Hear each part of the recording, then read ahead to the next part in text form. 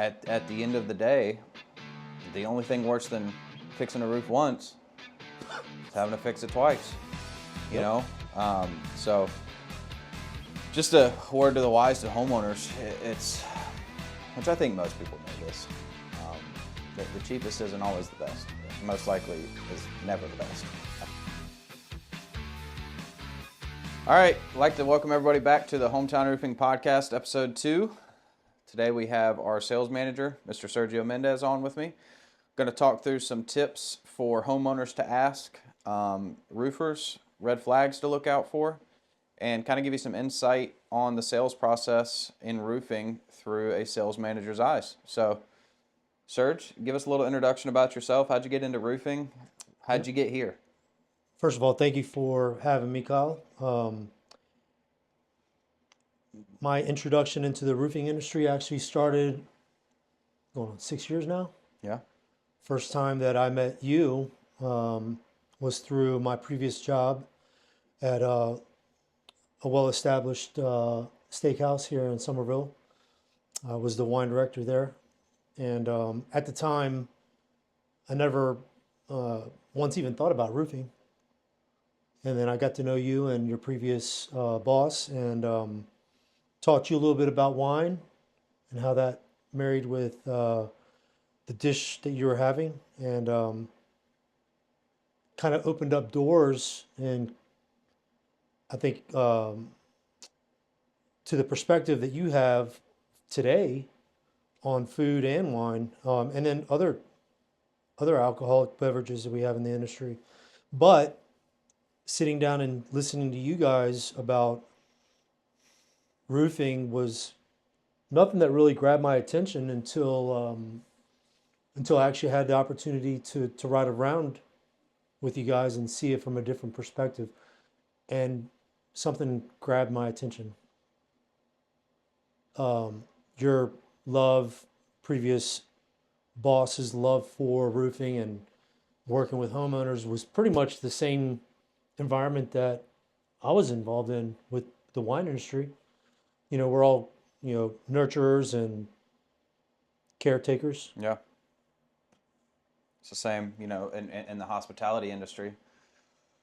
The big thing is customer service, and I think that's what sets us apart from a lot of roofing companies in our industry is the customer service and the level of care. And we actually love what we do and love the people that we service, which to a lot of, I know Chris and John are good buddies, talk about a lot,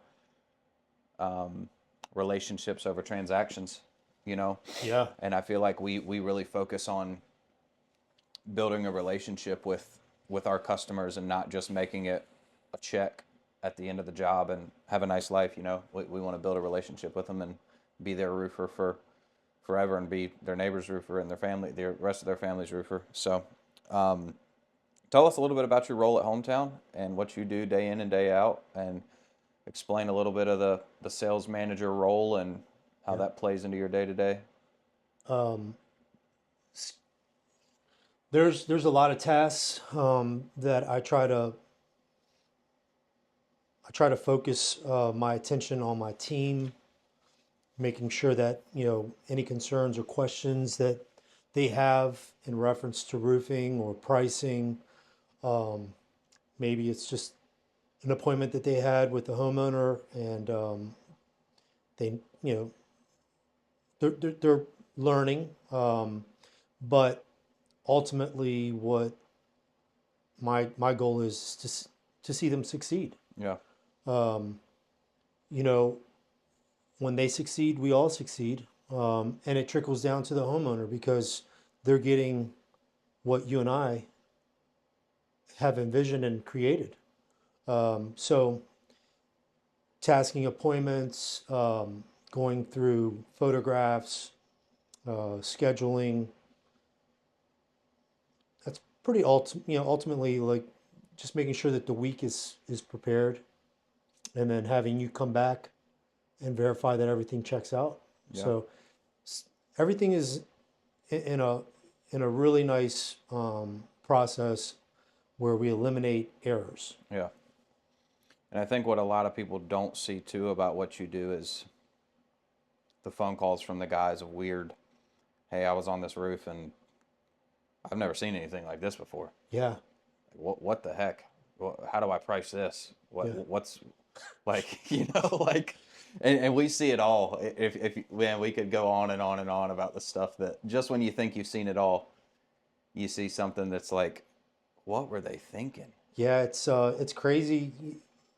You don't really know until you actually see those photographs and you're like, okay, well, now I understand why there's a water leak. Yeah, Or now I know why there's critters in the attic, yeah, you know.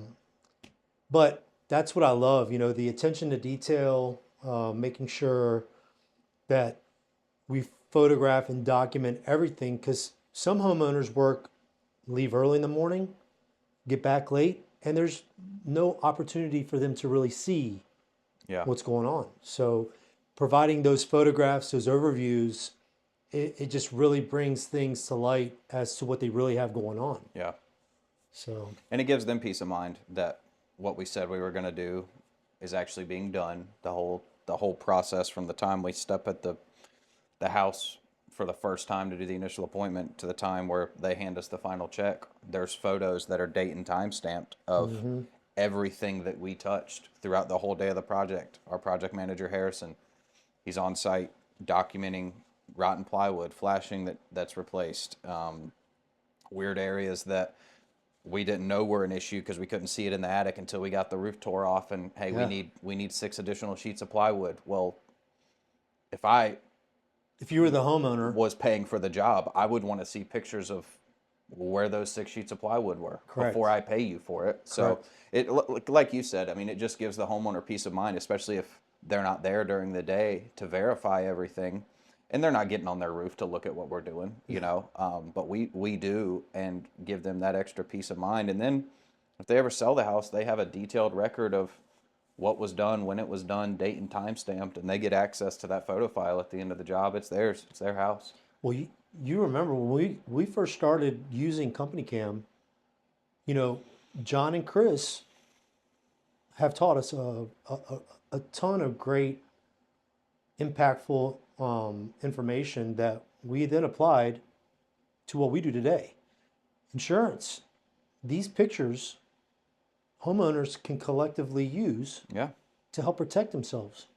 Yep, that's why we push the annual inspections and just a documented record of how your roof is aging, how it looked 6 months ago, Yeah. a year ago, how it looks now, anomalies that weren't there, and we get a storm come through and we have a detailed record of how your roof looked back in July and here we are in January and that's not natural. Correct. That all didn't happen just in 6 months of aging. So Yeah, it protects the homeowner. yeah, It protects you. You know, the contractor on that roof protects us from liabilities that possibly another company could have created. yeah. Yeah, You which see is it a all. big thing we're dealing with right now, and I think the roofing industry as a whole is dealing with.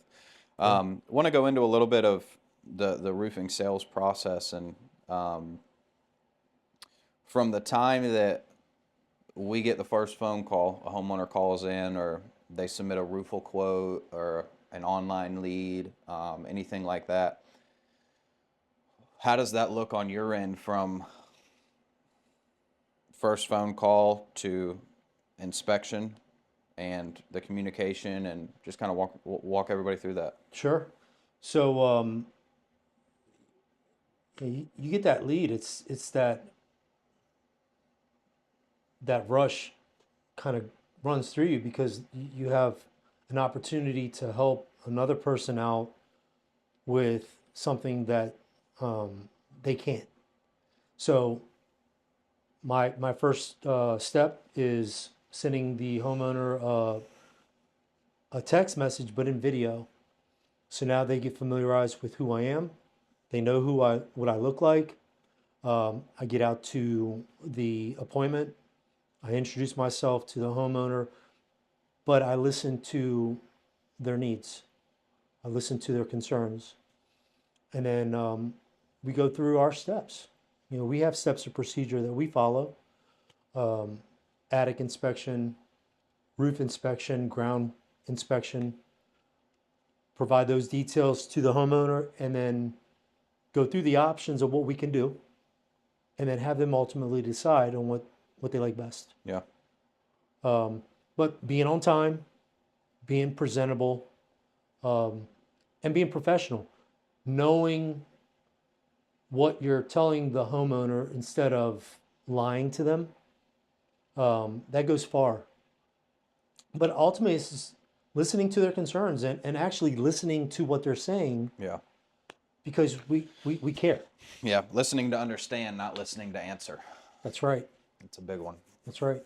What did you say? Conversations on an appointment should be 70% homeowner, 30% contractor, correct? Yep. And it's so true. If not more, Yeah. homeowner side. And I think the knowledge of the codes, that can we work that a little bit into an estimate? Yeah. If they ask about it, yeah. If we're comparing apples to apples with different estimates, you know, coming to that. But a lot of the time, you're just blabbering at that point. You know? Correct. It's going in one ear and out the other. Exactly. So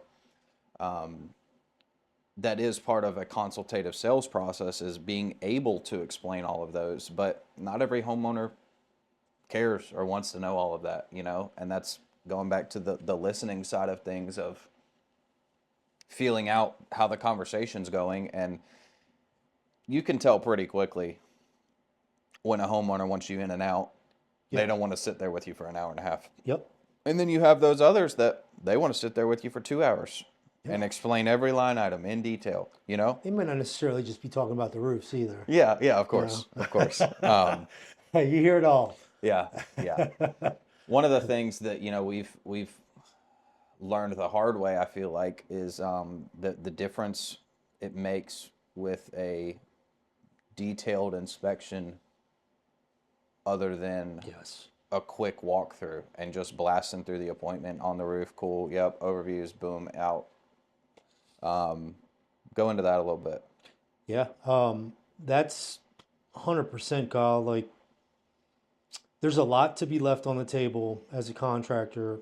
If you're not thorough, homeowners will see that. They'll compare you to other contractors. So we always have to stay a step ahead of everyone else in everything we do, because there's contractors out there that are trying to succeed and do their best.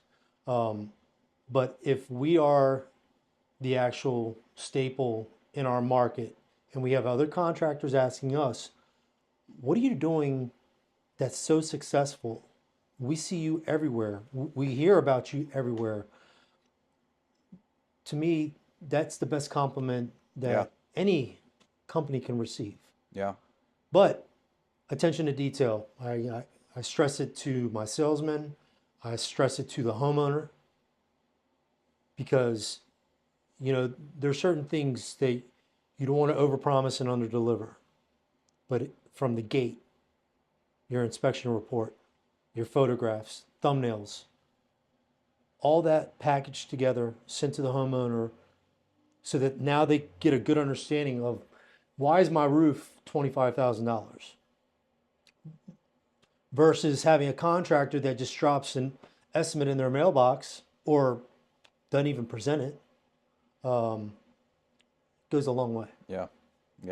And on the flip side of things too, you know, I feel like with the detailed inspection on the front hand, it also can make them aware of issues that they didn't know they have. And, you know, unfortunately, there's a lot of times, not anymore, but we used to, hey, you ripped my screen door, you damaged this window, you Scuffed my siding. you broke my pavement, you know, stuff that now in our inspection process, we detail and document every single thing around the exterior of the home, the driveway, the yard, bushes, everything.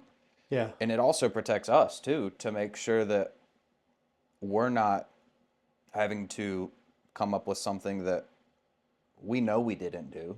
Correct. If we did it, don't get me wrong. We'll fix it. But we have no evidence. Yeah, if you don't have evidence, I'm not going to sit there and argue with the homeowner We've about. learned the hard way quite a few Oh, yeah. times on that. Oh yeah, we've paid for a lot of screen doors and A lot of flower pots, yeah, a lot of garden hoses, yeah. downspouts. So it really goes both ways to help give security to the homeowner, but also it gives security to us that we're protecting our interest in the sales process as well. Because at the end of the day, we're still a business. Yep. You know, yeah, it's only $100 pot, but if that happens once a week on every job, you know, Eats that from adds your up. bottom line. That adds up quickly. Yeah. So I'm going to take a quick break here, and we'll be back in a second. Serge, want to kind of segment into a new section here, kind of some tips for homeowners. What are some red flags that a homeowner should be looking for with a salesman or a company? Just go through some basic things that you can think of are red flags. Things that we used before. I think in the industry as a whole, what most homeowners are kind of pushed backish from is as soon as they hear we're in the neighborhood, we're filing insurance claims. Let me get up on your roof without any evidence of are you licensed? Things of that nature. I personally kind of let my meeting with the homeowner flow naturally. I don't try to force anything on them, especially like if I am in a new neighborhood and I do see concerns on that roof. Like I love my intro as you have a lot of debris on your roof. Let me take care of it. And really, I mean, if it's an elderly person or someone that I know can't get on the roof, I'll do it for free. But guess what? They trust you now. And guess who they're going to call? So, Hey, don't be giving away all your secrets on this thing, man. People are going to be listening. You got to be. I'm sure there's people out there. You got to hold a little bit of stuff to yourself. There's men and women out there that are doing exactly what I do. And, Oh, for sure. But ultimately, I think the biggest pushback for a homeowner is unannounced door knocks, especially when you have a no soliciting sign, not either in the neighborhood or at their house on the doorway. Those are just, I mean, once you pass that threshold and you see the sign and you knock on their door, Yeah. chances are you're just wasting your time. Yeah, and I mean, then you get into like storm chasers versus local companies. I know we saw a bunch of it back in 2024 when we had that big hailstorm. And, you know, from a homeowner, I'm thinking, who are you? Where are you? Where's your home base? Where are you located? Are you going to be around in a year or two if I ever have an issue? Correct.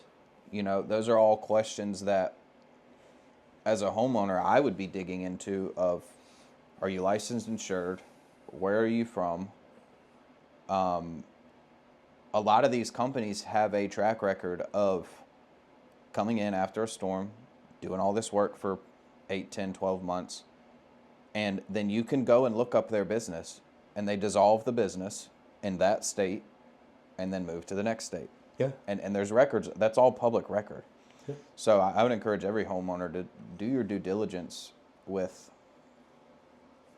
a contractor before you let them on your roof, hire them, let them file an insurance claim for you.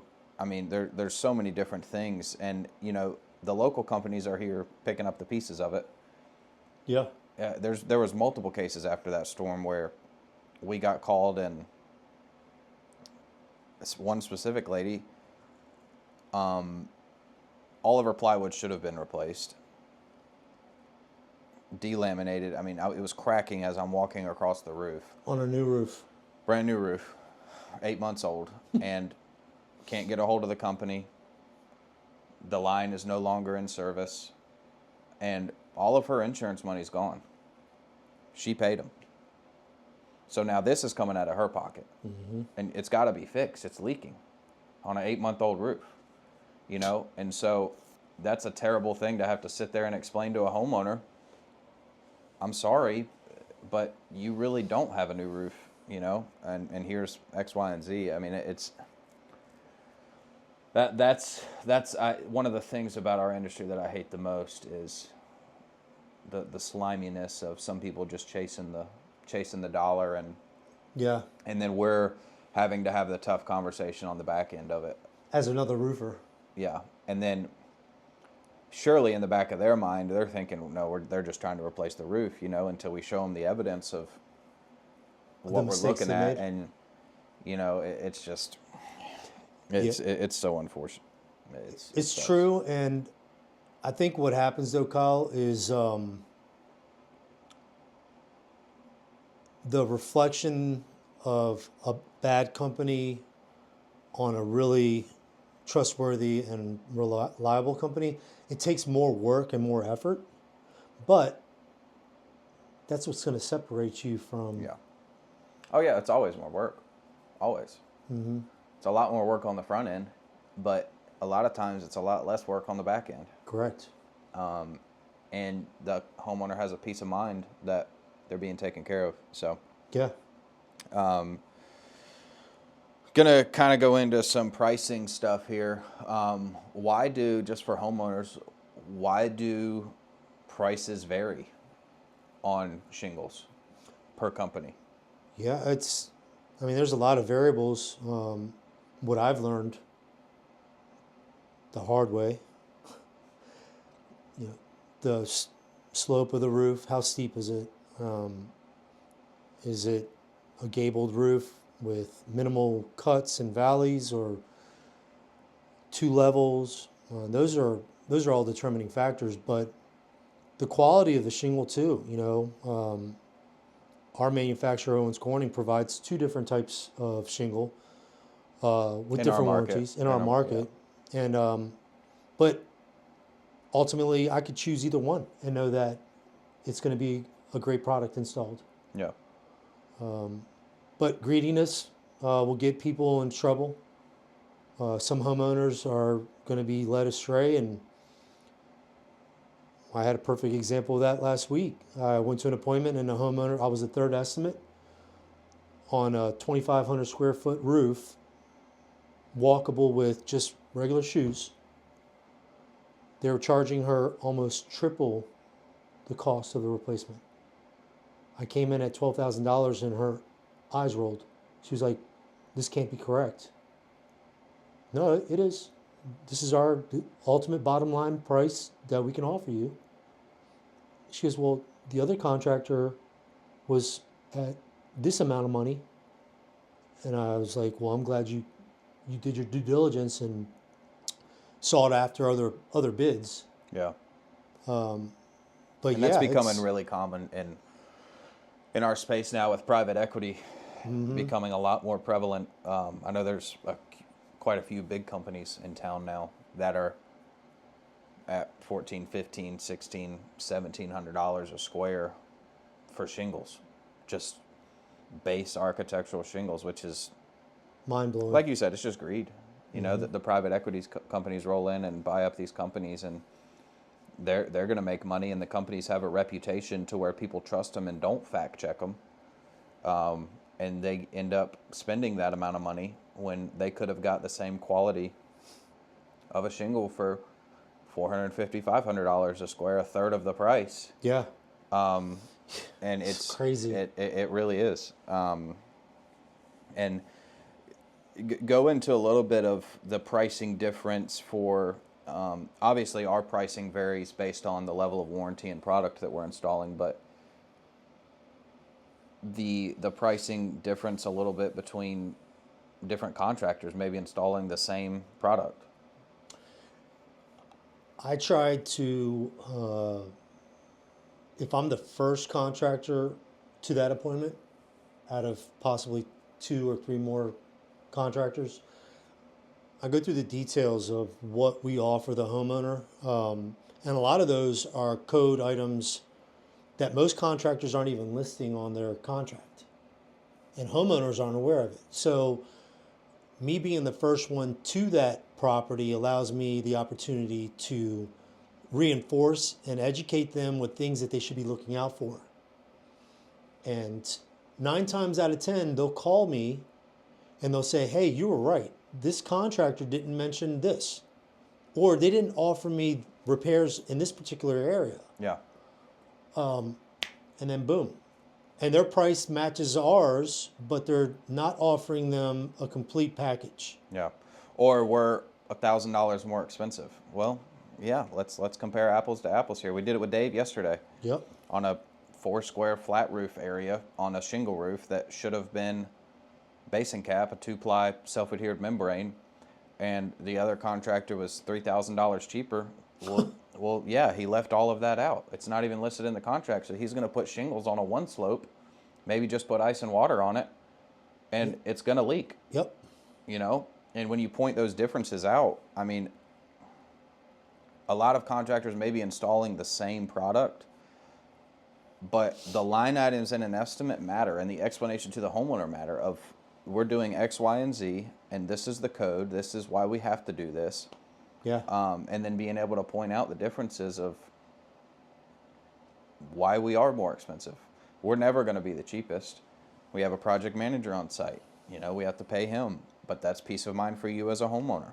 Correct. You know who's showing up, and if you have questions, there's a text thread throughout the day of photos. You know, Which all that absolutely is a game changer. Yeah, all that takes time and money to, and we have to relay that into our pricing. But at the end of the day, the only thing worse than fixing a roof once is having to fix it twice. You Yep. know, so just a word to the wise to homeowners. It's, which I think most people know this. The cheapest isn't always the best. It most likely is never the best. But Yeah. what are some corners that people can cut to win the business and be a lot lower on a bid? I mean, you said it already, not changing the plywood, not changing the flashing on a transition wall, or step flashing on areas that are missing, reducing the amount of felt on a roof. Just, Kyle, you see it all. I mean, last year we were doing a replacement where you had, I wouldn't even consider them a competitor, but another company, and then your roof replacement going on next door. You had empowered your homeowner so well that when these guys were installing the roof, he was calling out what was not being installed. Drip edge, felt. Just things that the average homeowner won't know because they haven't had the opportunity to work And with a they weren't company. installing starter shingles. They were flipping They were flipping. They were the flipping shingles shingle. upside down and using those as starter shingles, and the homeowner called it out, and I was like, Wow. yeah, you're right. Yep. I wasn't even paying attention to him. But that's those are some of the corners that you cut. Not having a person on site. Yeah. That's a huge red flag for me. You know, if I can't document photographs of the work that's being performed, then you as a homeowner, how do you know that it's actually being done? Yeah. For sure. You know? For sure. What's a deal you walked away from and why?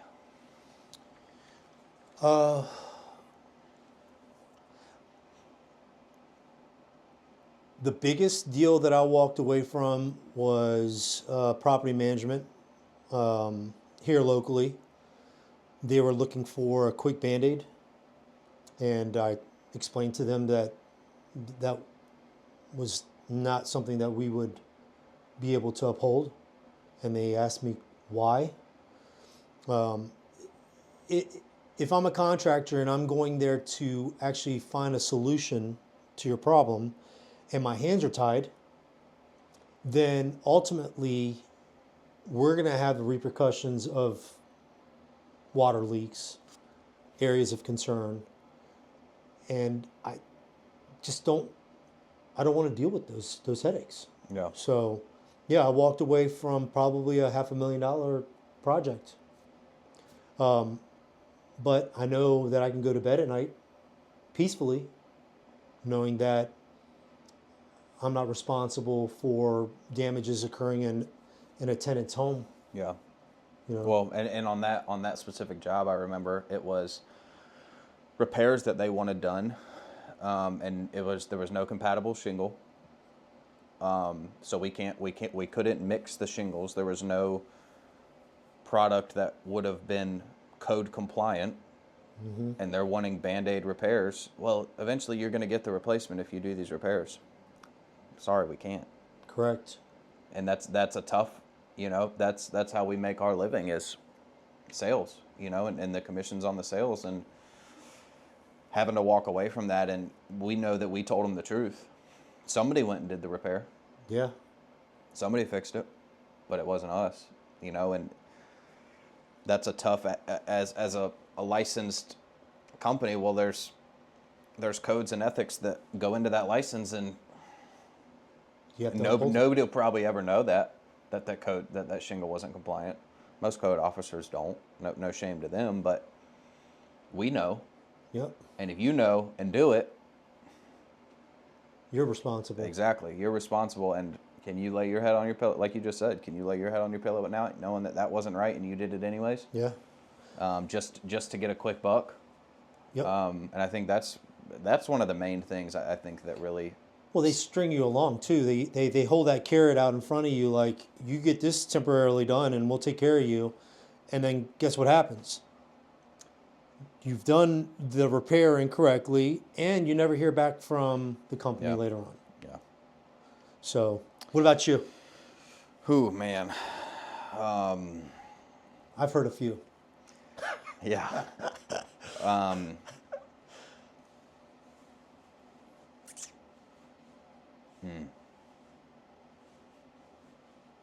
Probably a big commercial job that kind of the same thing. They wanted a Band-Aid. For now, it was a gravel, older style of commercial roofing where it's a hot tar roof with gravel on top of it, where the gravel insets. There's like a 1/2 inch layer of gravel that insets into or asphalt that the gravel sits on top of. And anyways, it was leaking in multiple spots, and pinpointing that leak, I mean, your guess is as good as mine. Yeah. And once you take the gravel off and the asphalt, well, now you have a belly that sits in it, and it's a 25-year-old commercial roof. And I was like, I'm not going to be able to find this leak without causing further damage to the rest of the roof and around that. Well, I just need a year to get the fine. I said, I'm not going to Band-Aid a bullet hole. Yeah. And it sucks, because not that I don't believe the guy, but I mean, I believe that he would have called me in a year, and if I could make that leak magically stop. But what am I just going to go pour a 5-gallon bucket of silicone over the air and hope that it works? Kyle, you and I have been on a project very similar to that here locally. People do it. Where you'll find empty buckets of just tar that they've left on the roof. Yep. Brushes, you name it. Yep. Ultimately, though, what you're doing and what we're doing is we're looking out for their best interests. Yeah. Yeah, and that's hard to explain to somebody, especially when finances are involved, that I'm not trying to upsell you. I'm trying to tell you the truth of, and that's where your reputation really comes into it. Of, I really am looking out for your best interest here. You are going to be wasting money on this repair. It's not going to work. Correct. Or yeah, it might work for a couple rains, and then It's back. once I tear that area, now I've damaged over here, and so I have to fix that, and then it's just a domino effect of just damages. Yeah. But it sucks. That's a hard pill to swallow for us having to explain that to them, but them either coming to the realization that I got to replace this thing, or I'm going to find somebody who's going to do the cheap out, and then we've had multiple times where they call us back in a couple months and, hey, you were right. Yep. And Ultimately, and you hate to see that, and you don't want to say I told you so, but I told you so. yeah. Yeah. Yeah, and we see that with not only commercial, we see that with a lot of residential. The average home in this market is what, like 15 to 20 years old? Yeah. You have a shingle that's brittle and unrepairable. How do you explain that to a homeowner? I always, when I occasionally do, I know we do them for insurance, like repairability assessments, but I'll do a repairability assessment for homeowners too, just to educate them on what mat transfer is, what granule loss is, how I'm, even as carefully as I can be, trying to repair this shingle, how I'm damaging the others around it.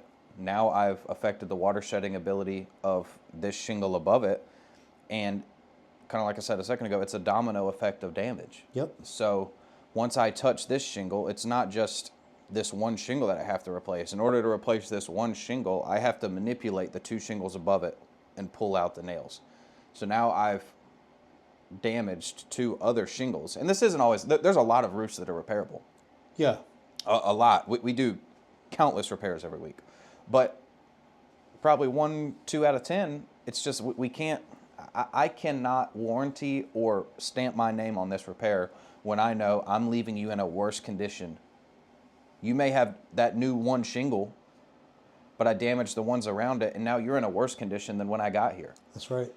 And a lot of people do it, don't get me wrong, You see it all the time. but I'm not going to do that. I'm not going to stamp our name on that and put our reputation on that. It's just, it's another thing. It's a tough conversation and a tough pill to swallow. And are they going to find somebody that can probably will do the repair? More likely. Yeah, but it's not going to be us. That's right. That's right. So wrapping up here, I'm going to do some quick rapid fire questions. Shingles or metal, and why? Shingles. Warranty purposes, aesthetics, colors, the design. I'm weighing more on shingle. Okay. Architectural. Okay. Worst roof you've ever seen? Worst roof I've ever seen. Ranch style with solar panels, with rake areas, the slope on both ends, about 1.5 foot drop that we had a sister. About 40 sheets of plywood that we had to remove and replace. It was crazy. The backside where the When you solar say panels, drop, like rotted out? where like literally it was a gabled roof and it looked like a half moon from just, Oh, I remember that one. Yeah. yeah. Reframe the whole. Reframed the whole entire backside, the whole front side. Yeah, it was probably one of the worst roofs that, and when I walked it, I knew that it was going to be bad. Yeah. And I explained that to the homeowner, and they were aware of it. But yeah, that was a project, Kyle. Yeah. Yeah. Midsummer too. Yeah. I remember. Most common homeowner myth? Most common homeowner myth, that insurance will cover my damages for missing shingles. Elaborate. Well, missing shingles as the tooth of the shingle has fallen off, an architectural shingle. No creasing, but they find them in their yard or in their gutters, and they think that the insurance company will cover their loss.